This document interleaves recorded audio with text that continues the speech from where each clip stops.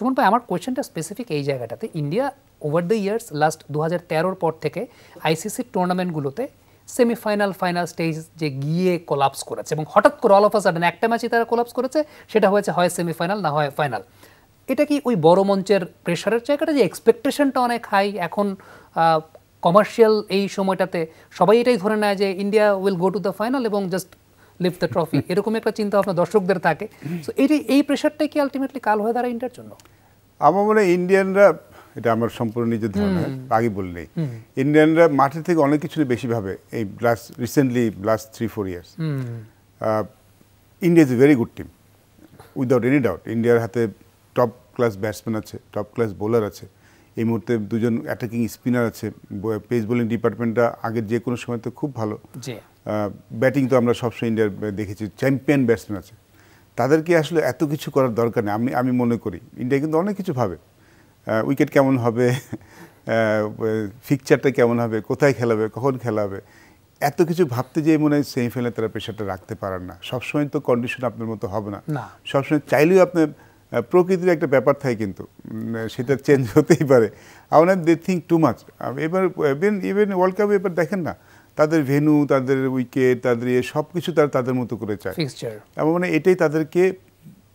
সেটাই তাদেরকে সবসময় যে ফাইনাল এবং সেমিফাইনালে এসে সেই প্রেশারটা কিংবা সেই চাপটা তারা নিতে পারছে না, অথবা তখন একটু ব্যাকফায়ার করলে তখন তারা তাদের বেস্ট ক্রিকেটটা খেলতে পারছে না।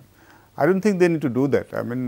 তারা যেই টিম, তারা শুধু খেলার উপরই যদি চিন্তা করে, সেটা করলে বরং ভালো করবে, সেটা করলে ভালো করতো। গত কয়েক বছর ধরে দেখছি যে কোনো বড় টুর্নামেন্টে, মেজর টুর্নামেন্টের আগেই ইন্ডিয়ার খেলা কোথায় হবে, ইন্ডিয়ার খেলা উইকেট কেমন হবে, সেই বিষয়ে নিয়ে তারা অনেক বেশি চিন্তা ভাবনা করে, অনেক বেশি সময় ব্যয় করেন।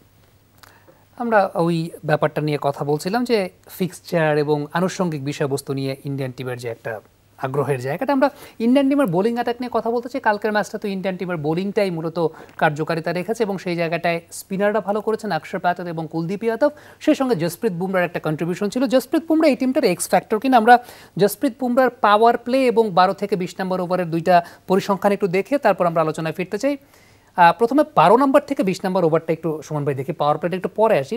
খুব ইম্পর্টেন্ট ফেজ থাকে ওই সময়টা, একটা পার্টনারশিপ জমে যায়, এবং যেটা দেখা যায় যে পুরাতন বলে বোলিং করতে অপেক্ষাকৃত। এই সময়টায় 7 ইনিংসে জসপ্রীত বুমরা 8টা উইকেট নিয়েছেন, 6 ইকোনমি রেট মেনটেন করে 56 রান, এবং এই 8টা উইকেটের মধ্যে ট্রাভিস হেডের উইকেট ছিল। এই 8টা উইকেটের মধ্যে খুব ইম্পর্টেন্ট উইকেট ছিল, এবং সেট হওয়া ব্যাটারের উইকেট ছিল।